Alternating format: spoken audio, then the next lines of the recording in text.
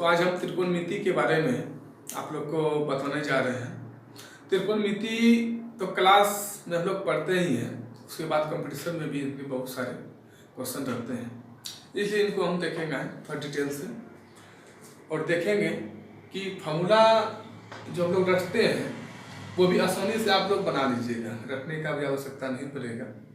हम लोग अच्छी तरह से देखेंगे।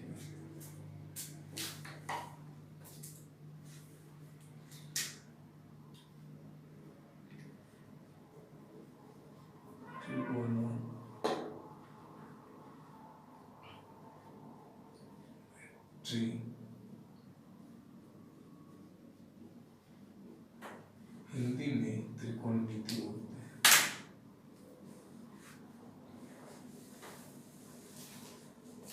त्रिकोणमिति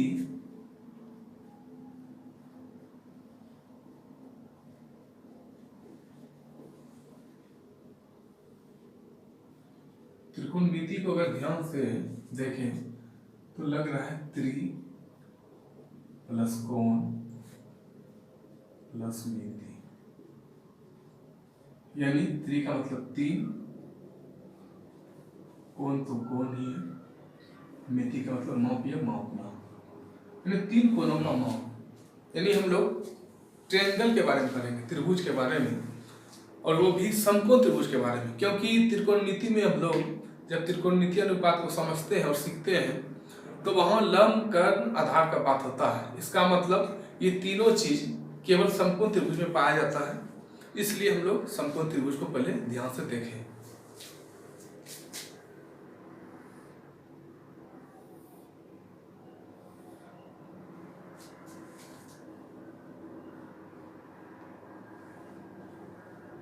माना कि ABC एक समकोण त्रिभुज है जिसमें कोण B समकोण है अर्थात 90 डिग्री, और बाकी दो कोण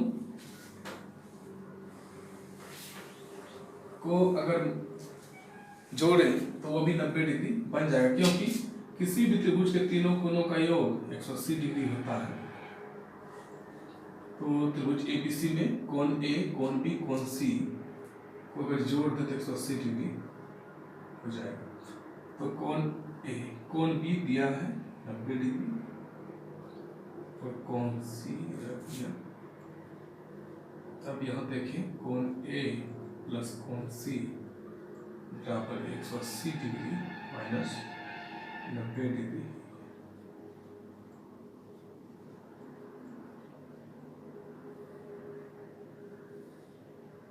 कोण A प्लस कोण C बराबर 90 डिग्री। इसका मतलब स्पष्ट है कि कोण A और कोण C को जब जोड़ेंगे तो 90 डिग्री बन जाएगा।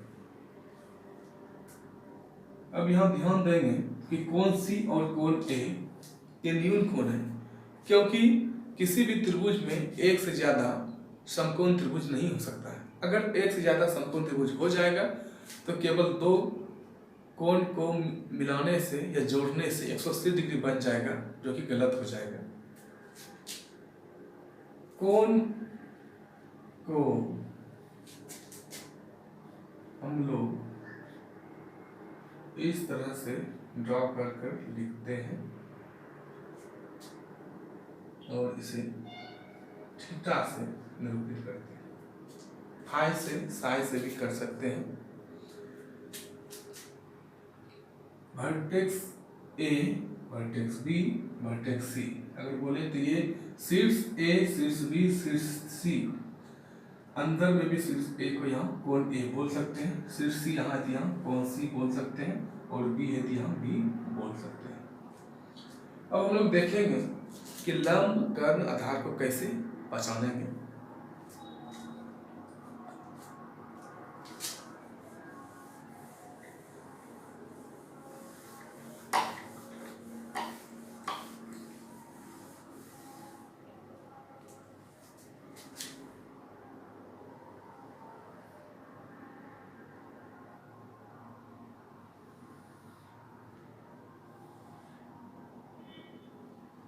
माना ABC एक समकोण त्रिभुज है जिसमें कोण B समकोण है अर्थात 90 डिग्री। यदि हम C के सापेक्ष में सोचें थोड़ा कि कोण C न्यून कोण है, इसे थीटा डिनोट करते हैं, तो कोण C के लिए हम लोग सोचेंगे पहले। कोण C न्यून कोण है, इसके सामने वाली भुजा AB है, AB। तो न्यून कोण के सामने वाली भुजा को हम लोग लंब बोलते हैं, लंब बोलते हैं। और न्यून कोण के नीचे वाली भुजा को हम लोग आधार बोलते हैं।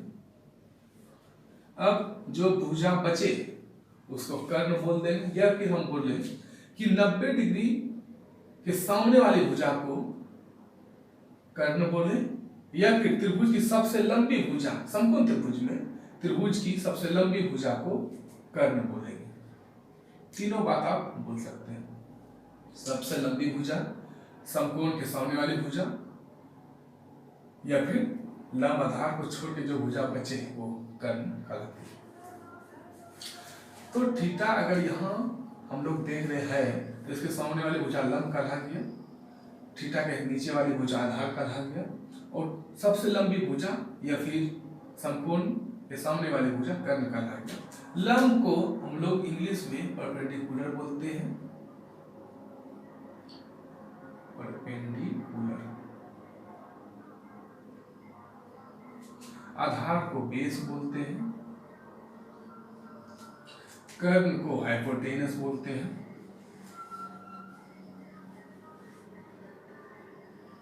हाइपोटेनस।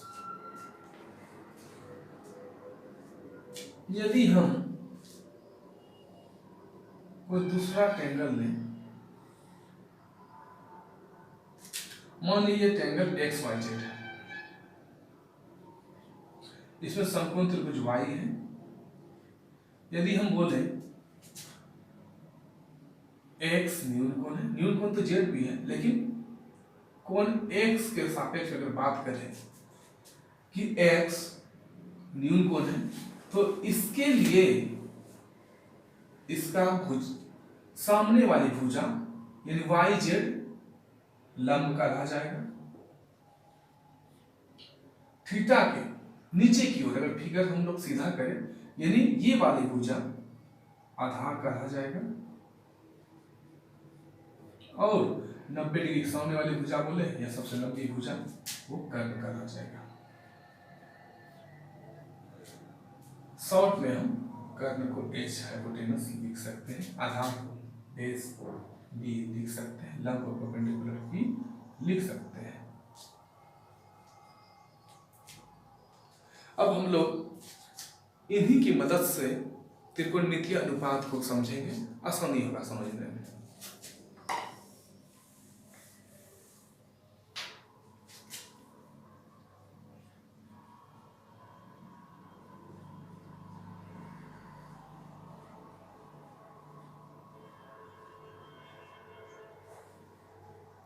त्रिकोणमितीय अनुपात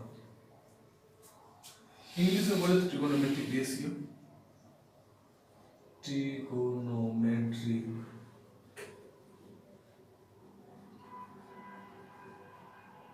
रेशियो।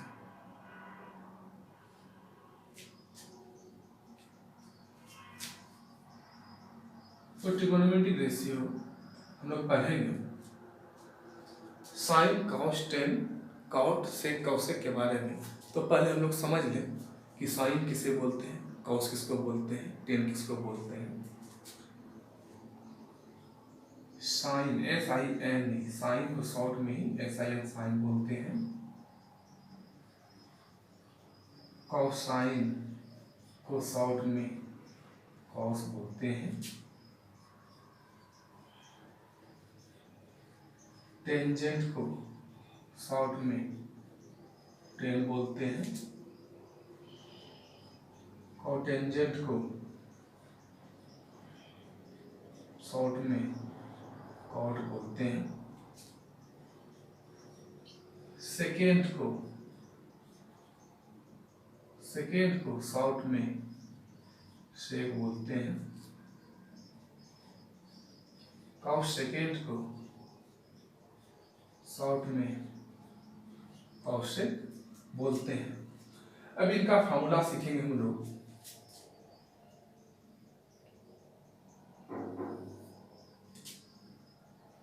साइन, इसके साथ हम एंगल जोड़ दिए, sine theta cos theta tan theta